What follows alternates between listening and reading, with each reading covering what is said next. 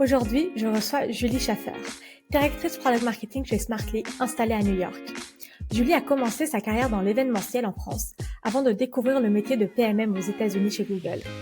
Après plusieurs expériences, elle a gravi les échelons jusqu'à être PMM Director chez Smartly.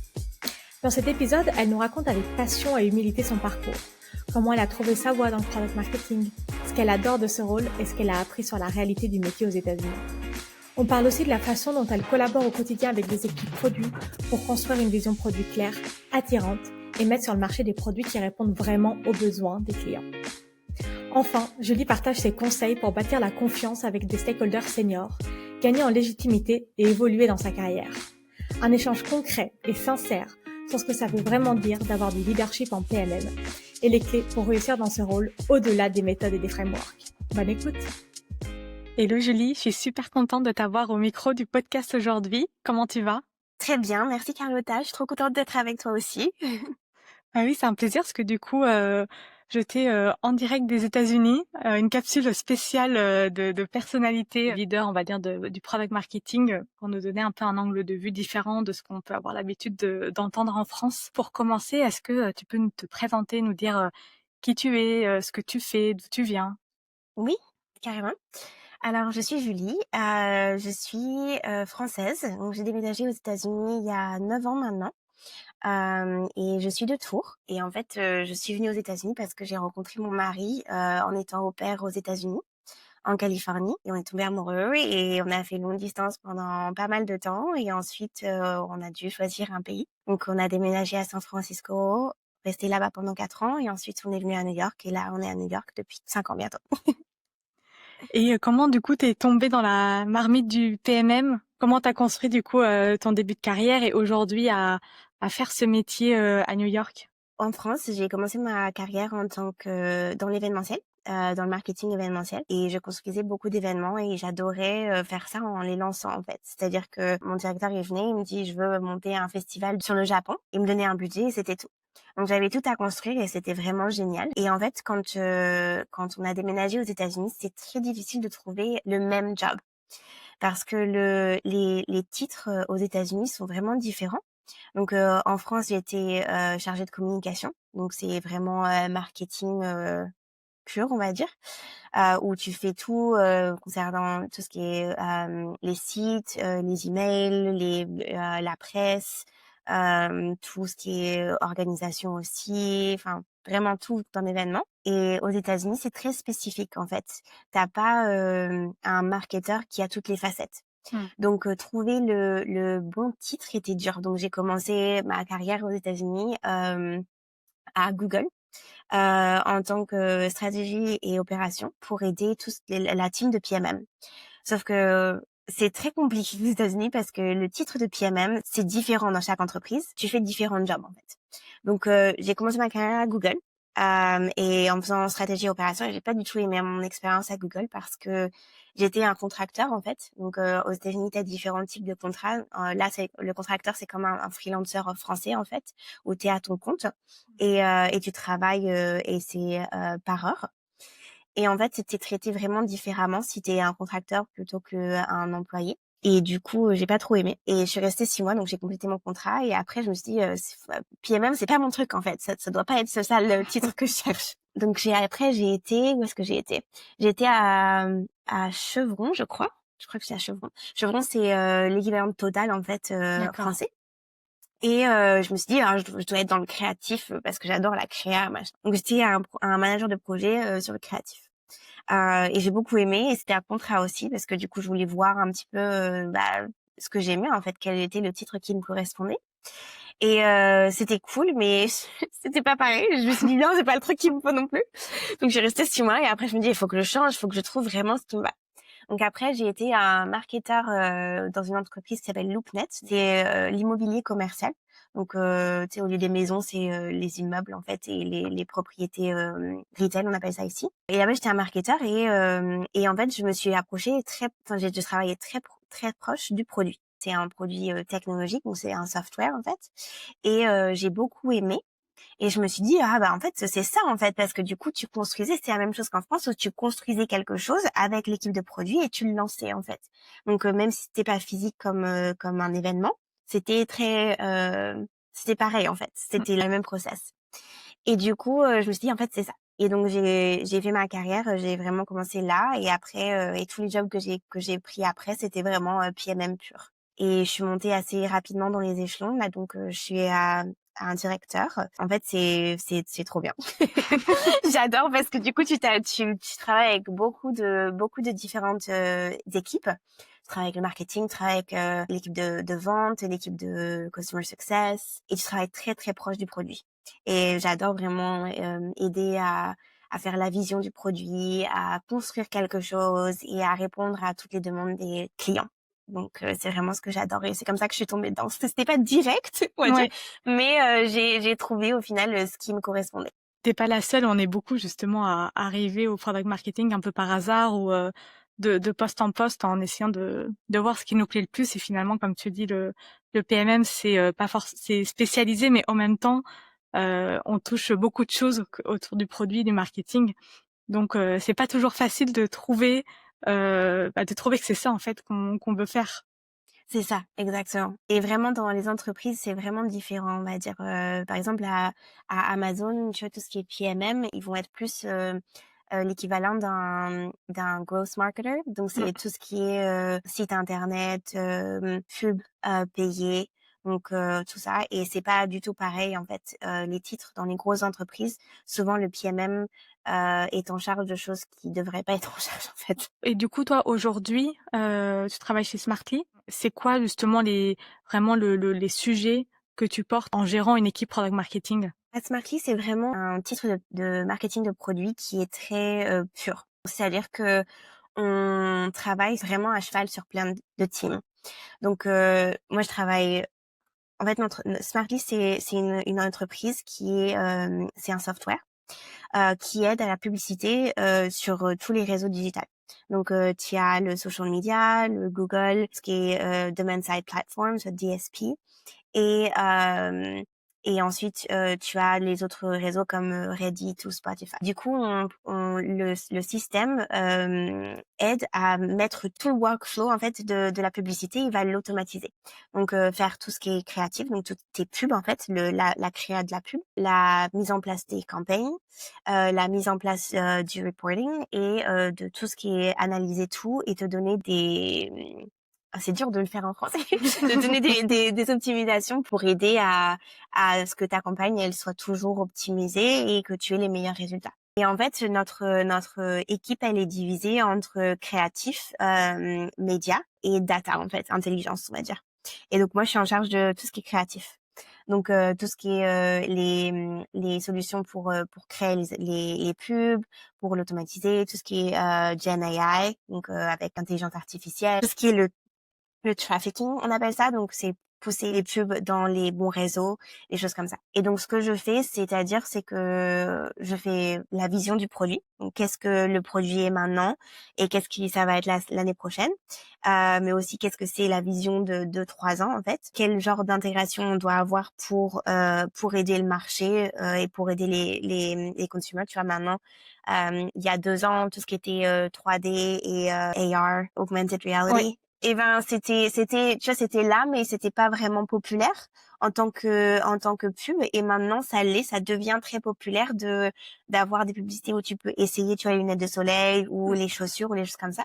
Donc on planifie d'avoir une intégration avec des partenaires qui font ça pour pouvoir faire des publicités mais pas juste une, tu vois, en faire des millions avec tous les produits. Par exemple Nike, tu vois, ils vont avoir différentes chaussures et tout ça et on va les aider à faire leur pub pour correspondre au marché. So, Qu'est-ce qui te plaît le plus dans ton métier aujourd'hui? Et au contraire, est-ce que, il y a des choses, des sujets qui sont plus difficiles à gérer? ce que j'adore, c'est le chaos.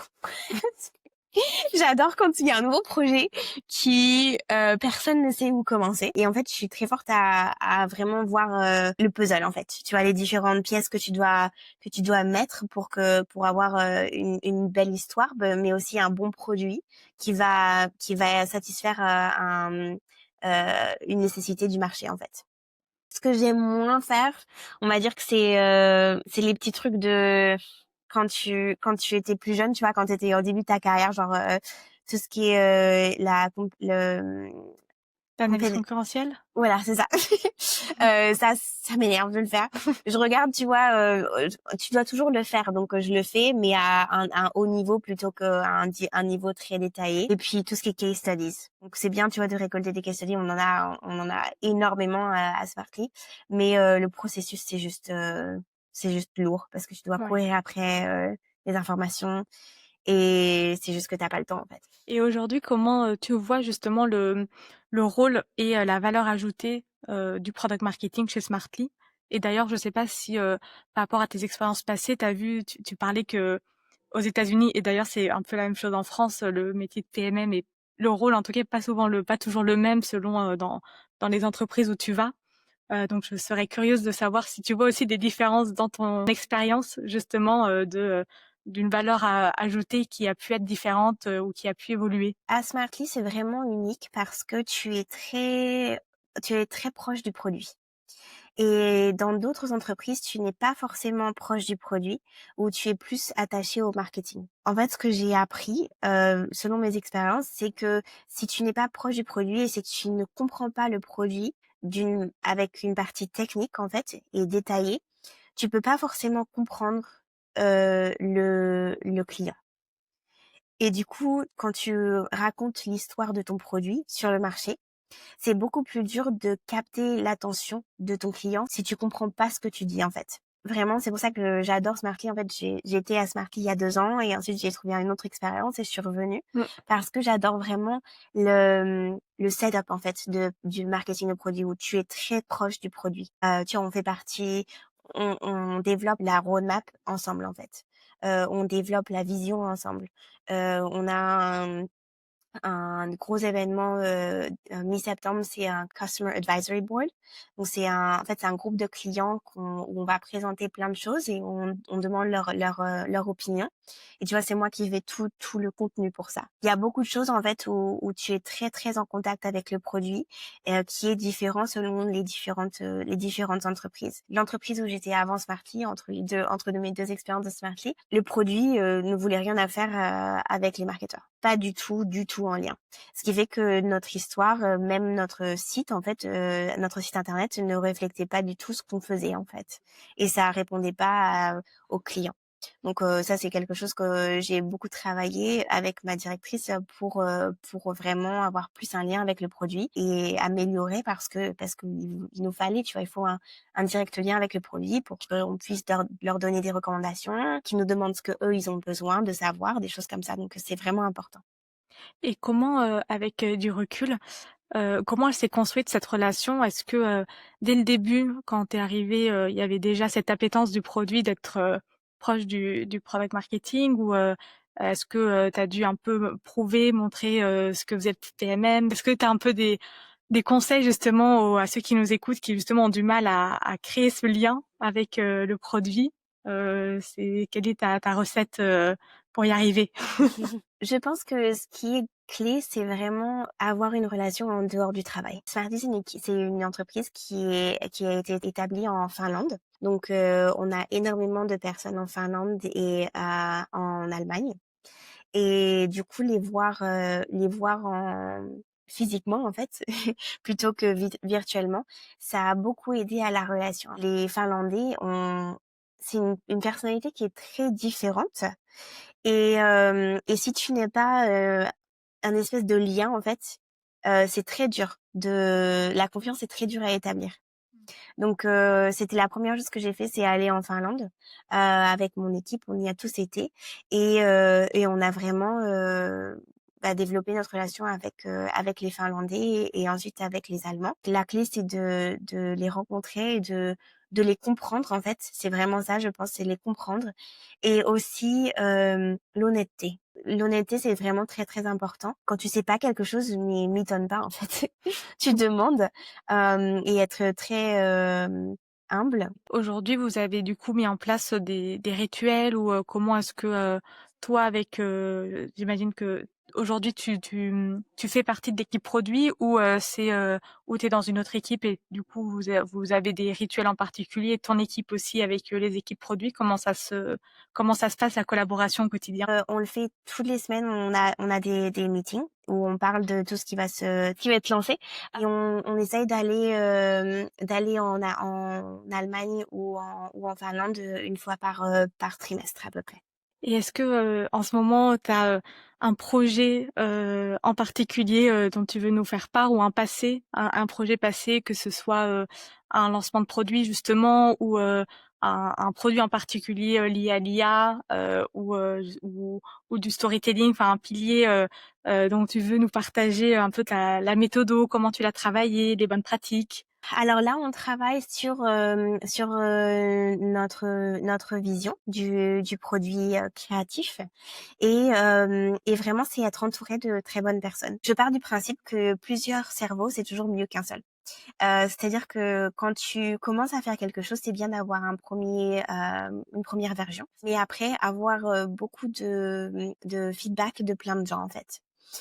Donc ça commence, tu vois, on travaille très proche avec le produit, avec ma boss, les collaborateurs de PMM et ensuite ça aide à avoir plusieurs aspects, en fait, pour pouvoir construire quelque chose qui est bien. Comment je commence? C'est vraiment, beaucoup de recherches sur le marché, donc savoir où est-ce que le marché va. Ensuite, parler à beaucoup de gens de produits ou qu'est-ce qu'ils entendent et mes collègues, aussi. Ensuite, on est aussi, souvent en contact avec les analystes du marché. Donc ici, il y a des entreprises comme Forrester ou Gartner. Donc on a des relations établies avec eux où on demande des conseils aussi avec eux. Et ensuite, on est aussi proche avec, notre direction, donc c'est-à-dire, le CMO ou, le CEO directement, en fait. Et ça aide souvent parce qu'ils ont beaucoup de conversations avec des personnes, hautes sur le marché. Donc c'est aussi une très bonne perception d'avoir leur opinion. Et ensuite tu développes quelque chose qui va correspondre, en tant que product market fit. Tu vas pour être sûr que tu produis quelque chose qui va résonner avec le marché, mais aussi, une histoire qui va capter l'attention des gens que tu veux, en fait. Donc tout est aussi, à qui est-ce que tu veux cibler, en fait. Si tu veux cibler des CMO, si tu veux cibler des gens qui vont être, dans la plateforme parce que nos CMO, ils vont voir la plateforme, tu vois? Mais ils vont pas être, 24, en train de faire des choses dedans. Donc c'est tout en fonction de qui est ton audience et infuser ce qui est important pour le marché et être sûr que tu as des bonnes opinions de ton équipe, pour raffiner un petit peu ton histoire.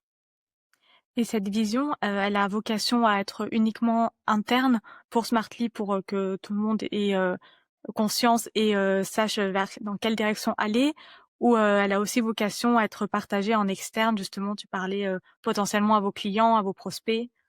On va le faire, à nos prospects clients, mais dans un closed doors, en fait. Tu sais, c'est vraiment confidentiel pour le Mm. moment. Et ensuite, on va la développer dans le produit et ensuite on va les lancer petit à petit, en fait, en fonction de ce qu'on a. Donc, c'est plus, je vais dire que ça, c'est plus interne, et une partie externe, mais c'est plus, c'est pas vraiment pour lancer sur le produit pour avoir une énorme couverture de presse, par exemple. C'est plus pour, être sûr qu'on a toujours une bonne vision du produit, nos clients sont contents et on peut aussi, satisfaire les besoins d'autres clients, en fait. T'as des conseils pour sur la partie, tu parlais de comment raconter une histoire qui résonne. Bah, comment raconter une vision produit? Comment faire qu'elle prenne vie, justement? C'est très important de valider tes hypothèses. Donc, valider tes hypothèses avec des clients et avec les gens du marché. Donc, comme je t'ai dit avec Forrester, par exemple, ou tes clients que tu as, ou des prospects, et aussi tes boss, en fait. Et tes boss, c'est parce que, tu vois, si nous les directeurs de Smartly sont très, très intelligents. C'est pour ça que je suis revenue à Smartly aussi, parce qu'ils sont très... franchement, ils sont géniaux. Ils ont beaucoup, beaucoup d'expérience et ils parlent à beaucoup de gens. Et du coup, avoir leur feedback, en fait, c'est très important parce que tu as des conversations avec des gens, tu vois, avec le directeur de TikTok, par exemple, ou le directeur de Snap. Et du coup, c'est important de voir quelle est leur perception à eux parce qu'ils ont des conversations qu'on n'a pas forcément et ils sont plus au niveau, tu vois, au niveau innovation et vision. Donc, les conseils que je donnerais, c'est vraiment écouter.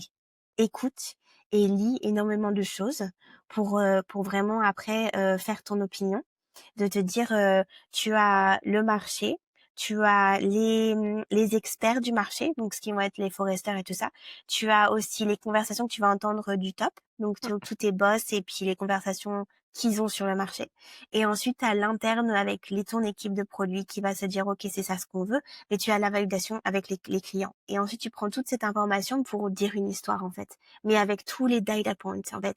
C'est très important que tu aies plusieurs parties pour vraiment construire une belle histoire. Cette histoire, enfin, j'imagine que ça a des informations de tellement d'endroits différents qu'après, il y a un vrai enjeu de comment est-ce que on fait pas juste du 1 plus 1 plus 1 plus 1, mais on arrive à faire des liens, des connexions entre les discussions, de potentiellement mettre de côté des sujets, d'en rajouter d'autres. Enfin voilà, de vraiment travailler et analyser toutes ces analyses-là qu'on a des interviews, des échanges qu'on a. Est-ce que tu as des conseils pour que ce soit digeste après quand on le partage, quand on l'écrit, pour que justement on sache où on va et que ce soit pas juste qu'une vision soit une addition de features presque qu'on veut faire en fait, et un peu une checklist. Moi, je commence toujours par le bottom. C'est-à-dire que tu vas dire, OK, qu'est-ce que tu as besoin de feature? OK, qu'est-ce que tu as besoin? Mais aussi, qu'est-ce que le marché est là? Tu vois, t'as vraiment entre les deux. Mm. Et ensuite, tu dis, OK, qu'est-ce qui est au milieu, en fait? Tu prends et tu analyses. C'est pas un plus un, c'est vraiment l'analyse de qu'est-ce qui va faire wow sur le marché. Parce que tu vas avoir des features qui vont être super, super importantes, en fait, pour tes clients. Mais est-ce que ça va être le wow moment? Probablement pas, d'accord? Donc il faut que tu te dises aussi qu'est-ce qui va capturer l'attention des gens sur le marché qui vont se dire waouh, en fait il faut vraiment que je sois à Smartly parce que ils peuvent faire ci ou ça, et aussi le créer l'envie de missing out, en fait, tu vois, Mm. de dire oh, si je le fais pas, ben mes pubs elles vont plus marcher, ou si j'ai pas une plateforme comme Smartly, ben je vais pas aller aussi vite que mes compétiteurs. Donc c'est créer l'envie, en fait, de dire bah tes compétiteurs ils font quelque chose que tu fais pas forcément, donc il faudrait que tu le fasses parce que c'est prouvé que si tu fais ce genre de choses, tu vas aller plus vite ou tu vas performer mieux. Donc c'est aussi avoir, tu vois, quand je te disais de parler avec des gens du marché comme Forrester, ils ont plein de c'est une entreprise de recherche, donc ils ont énormément de stats, de statistiques, d'articles, de choses comme ça. Et en fait, si tu prends ces articles et tout ça, tu confirmes que ton histoire Mm. à des pieds, en fait. Tu dis une bonne histoire parce que c'est validé, en fait, Mm. par le marché. Et la collaboration avec l'équipe produit dans cette vision, comment est-ce que tu peux nous expliquer un peu le qui fait quoi pour qu'on comprenne vraiment un peu le travail, ce qu'apporte le produit et ce qu'apporte le product marketing? Le produit, c'est ils vont te dire c'est là où on va aller. On veut aller là parce que on a vu les clients, parce que la compétition elle va là-bas, parce que si on le fait pas, on va perdre le marché. Et OK, tu te dis OK. OK. Donc c'est vraiment ça veut dire genre 3 4 mots, tu vois. C'est là où on veut aller. Et tu dis OK. Et ensuite avec le produit, on décortique, OK. On fait OK, comment est-ce qu'on va aller là-bas? Ça veut dire que bah il y a peut-être c'est peut-être trois différents thèmes en disant bah il y a cette partie-là, cette partie-là, cette partie-là, et on va y arriver parce que voilà. Donc c'est décortiquer la vision en plus de détails, et ensuite de là tu vas dire OK, avec les détails, tu as vraiment un truc qui est basique, en fait, et qui va te dire t'as un but, en fait, et t'as comment y arriver. Ensuite, après, tu dis OK, mais comment est-ce que tu peux lier ça avec une expérience d'un client? Donc comment est-ce qu'un client pourrait valider ton hypothèse que ça ce serait nécessaire pour lui? L'histoire, comment je vais le créer, c'est vraiment, je commence toujours par qu'est-ce qui est un grand changement sur le marché. Donc là, on sait tous que l'intelligence artificielle, c'est quelque chose qui est très très important. Donc tu vois, j'ai commencé par quelque chose comme genre l'intelligence artificielle, c'est sur le marché, et si tu Si tu l'as pas, t'es perdu. Et c'est vraiment honnête parce que Ouais. toutes les entreprises devraient à un moment utiliser l'intelligence artificielle. Si c'est pas ChatGPT, tu vois, c'est tout ce qui est agentic, donc c'est avec les chatbots ou tout plein de choses. Donc en fait, c'est vraiment un Ouais. statement en fait qui va capturer l'attention en disant peut-être qu'il faudrait que je lise ça, tu vois. Et ensuite tu vas dire ok, ben tu vois tout ce qui est AI c'est super important, mais pourquoi c'est important pour toi, pourquoi c'est important pour tes clients. Donc tu vas avoir deux aspects pour toi, pour les clients. Et après ça, je parle de les gens qui ont succédé à ça, donc qui ont un énorme résultat avec l'intelligence artificielle. Et il y en a qui ne l'ont pas fait. Et quels ont été leurs résultats pour comparer en fait winners and losers. C'est un peu comme on dit ça.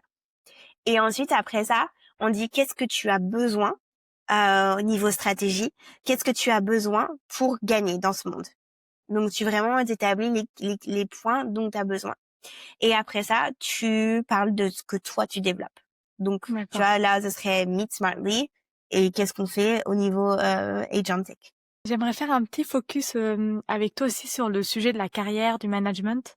Ce que tu disais au tout début de notre échange que bah, tu as réussi à monter les échelons assez rapidement dans ta carrière jusqu'à aujourd'hui. Comment est-ce que tu l'expliques et est-ce que tu as des conseils aussi pour bah, les product marketing managers bah, pour évoluer dans leur carrière, des questions à se poser, une manière d'être aussi pour évoluer? Je dirais que écouter et prendre le feedback, c'est important. Donc, c'est vraiment écouter. Écouter, c'est très important. Donc, écoute et ce que les gens te disent. Écoute ton manager et comprends et enregistre ce qu'ils vont te dire et pourquoi ils vont te le dire et quelles sont les choses que tu dois adapter pour monter dans les échelons. Pour moi, c'était vraiment étant française, on est très direct et très matter of fact. Factuel. Factuel, oui, c'est ça en fait. C'est les faits et on est très très droit, très direct en fait de ce qu'on pense. Et aux États-Unis, à San Francisco et spécialement, c'est pas du tout la même mentalité. Tout ce qui est direct est pas très bien vu en fait. C'est une autre mentalité. Et à New York, c'est beaucoup plus direct, mais c'est pas aussi direct qu'en Europe. C'est-à-dire que il faut toujours mettre les formes en fait. Et c'est des choses qu'on oublie en étant français, je trouve. C'est mettre les formes et jouer avec la politique parce que la politique, t'en as toujours partout. Donc c'est savoir comment aborder différentes personnes et vraiment les comprendre. Donc je pense que les capacités de PMM, il faut que tu les apprennes et ça c'est en fonction de comment tu apprends, si tu apprends vite ou non, et si tu es exposé aux bonnes choses pour que toi tu apprennes. Mais après, c'est vraiment, je pense que pour monter les échelons, et spécialement aux États-Unis, c'est vraiment ce qu'on appelle les soft skills. Donc, c'est tout ce qui est comportement, en fait, que tu vas faire au niveau de tes directeurs et du super haut, en fait. Donc, c'est vraiment adapter comment tu vas parler quand tu vas être en face de personnes qui sont beaucoup plus haut que toi, comprendre ce qu'ils vont te dire et ne pas répondre avec énormément de détails, en fait, parce que c'est vraiment comprendre ton audience. Je pense que c'est vraiment la clé que je vais donner, c'est vraiment comprendre ton audience et écouter ce qu'ils vont te dire et pas répondre genre tu vois, la plupart des gens veulent répondre tout de suite au lieu de vraiment enregistrer en fait. Ouais. Donc vraiment prendre ton temps, écouter et adapter ce que tu vas dire à ton audience.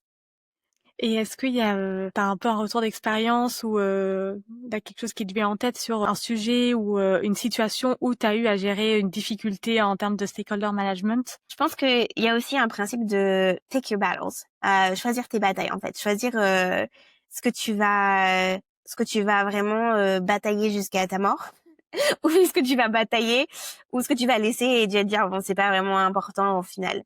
Il y a toujours des choses. Probablement ce que les gens disent que ce qui est mon super power, c'est de pouvoir voir genre 4-5 steps ahead of me. Mmh. C'est-à-dire je vois vraiment qu'est-ce qui va arriver et j'essaye de trouver une solution avant que tout le monde même comprennent qu'il y a un problème. Ok. Et du coup, souvent, mes boss me disent que je vais trop vite, en fait. Quand j'explique quelque chose et que je sais qu'il va y avoir un problème, genre dans un mois, parce qu'on n'a pas trouvé une solution pour ça, alors qu'on peut trouver une solution maintenant, elle me dit, il faut que tu me donnes le temps de comprendre. Et du coup, c'est vraiment ça où là, tu te dis, ah oui, bah en fait, je vais peut-être un peu trop vite sur le fait que il faut que j'arrive à trouver une solution pour ça. Il va y avoir une solution, mais pour que les gens t'accompagnent dans ta décision, il faut que tu prennes le temps de les emmener avec toi.